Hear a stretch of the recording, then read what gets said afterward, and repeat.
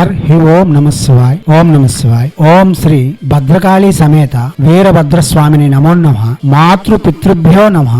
ఆచార్య అతిథిభ్యో నమః. శ్రీమాత లలితా త్రిపుర సుందరయే నమో నమః.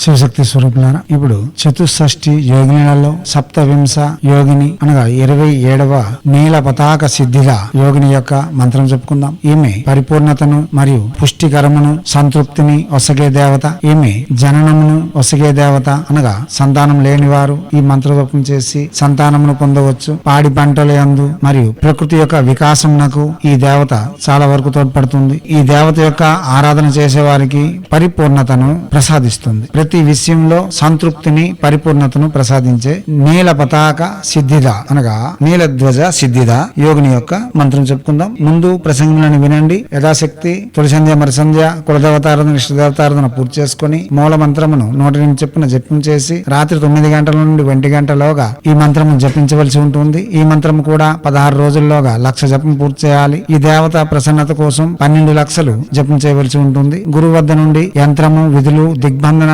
నేర్చుకుని చేయట విశేషమైన ఫలితములు ఇవ్వగలదు. అష్టమాతృకా శక్తి యొక్క రూపంలో మారు రూప ప్రేరేపణతో యోగినులు ఉంటున్నారు కాబట్టి యోగిని యొక్క శక్తిని పొందడం అన్నది ఒక విశేషతను చేకూరుస్తుంది. దివ్యాత్మ స్వరూపులారా, నీల పతాక సిద్ధిద మంత్రం చెప్పుకునే ముందు ఎర్రని వస్త్రములు రుద్రాక్షమాల తూర్పు అభిముఖము శ్రేయదాయకము. ఇప్పుడు నీల పతాక సిద్ధిద యోగిని యొక్క మంత్రము ఓం ఐం హ్రీం శ్రీం శ్రీం నిత్య జనన స్వరూపిణి స్వాహ.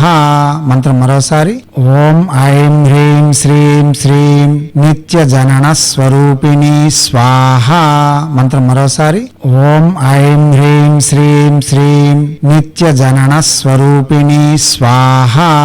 దివ్యాత్మ స్వరూపులారా, ఏ యోగిని ఉపాసన చేసినా వాచక జపమే చేయాలి. మానసిక ఉపాంశ జపం పనికిరాదు. మనం ముందుగా చెప్పే విధానాన్ని అనుసరించి చేయవలసి ఉంటుంది. దీక్షా కంకణ బదిలై భక్తి శ్రద్ధలతో చేయవలసి ఉంటుంది. మనం ఎంత నిష్ట నియమాలతో ఈ ఉపాసన చేయగలిగితే ప్రతిఫలితములు అంత సుస్పష్టంగా ఉంటాయి. గురువు వద్ద నుండి యంత్రములు తీసుకుని వచ్చి అష్ట దిగ్బంధన చేస్తూ ఏదైనా ఒక దేవతను ఉపాసన పూర్తి చేసుకుని ఆ దేవతను పీఠ దేవతగా అమర్చుకొని ప్రతిరోజు ఆ దేవతని యథాశక్తి పూజిస్తూ యోగిని సాధనలు చేయవలసి ఉంటుంది. మీరు గురు సమక్షంలో మంత్రం తీసుకుని చేయడం వలన విశేషమైన ఫలితం ఇవ్వగలవు. ఆపదల నుండి లేక తక్షణ ఫలితం పొంది ఉపశమనం పొందేందుకు మంత్రంలో ప్రత్యక్షంగా కూడా జపం చేసుకోవచ్చు. దివ్యాత్మ స్వరూపులారా, అవగాహన పెంచుకునేందుకు ప్రసంగాన్ని విని అవగాహన పెంచుకొని జపములకు ఉపక్రమించండి. చేయండి. చేసి తగు ఫలితములను పొంది యోగిని యొక్క అనుగ్రహంతో సకలోదమైన శ్రేయస్సులు ఆనందకరమైన జీవితము మరియు సాధన యందు ప్రేరేపణ పొందుతూ మనం ముందుకు సాగ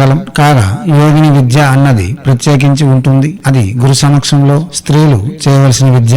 స్త్రీలు ప్రత్యక్షంగా యోగినిగా మారే ప్రక్రియలు వేరుగా ఉంటాయి. ఇప్పుడు మనం చెప్పేవన్నీ యోగినీల యొక్క అనుగ్రహం పొందేందుకు చెప్పబడుతున్నాయి. ఇవన్నీ చేసి మనం మన సాధనలో ముందుకు పోతూ మన మనస్కామ్యములను నెరవేర్చుకుంటూ ఆనందకరమైన జీవితం గడపాలని హైందవ సనాతన ధర్మ ఋషులు మనకు అందించిన విద్యలు వినియోగించుకోవడంలోను భారతీయ సంస్కృతి సాంప్రదాయాలు కాపాడడంలో ముందంజలో ఉంటూ మన ఆచారాలలో వస్తున్న మర్మ రహస్యాలను విజ్ఞానమును ప్రపంచానికి వెలుగెత్తి చాటేందుకు మీ వంతుగా కృషి చేయాలని కోరుతూ ఎప్పుడూ మీ సేవలో రత్నశ్రీ హిందూ సేవా సమాజ్ ఆచార్య భీమసింగ్ రవికుమార్ ఆఫ్ నిఖిలానంద సాగర్ మహారాజ్.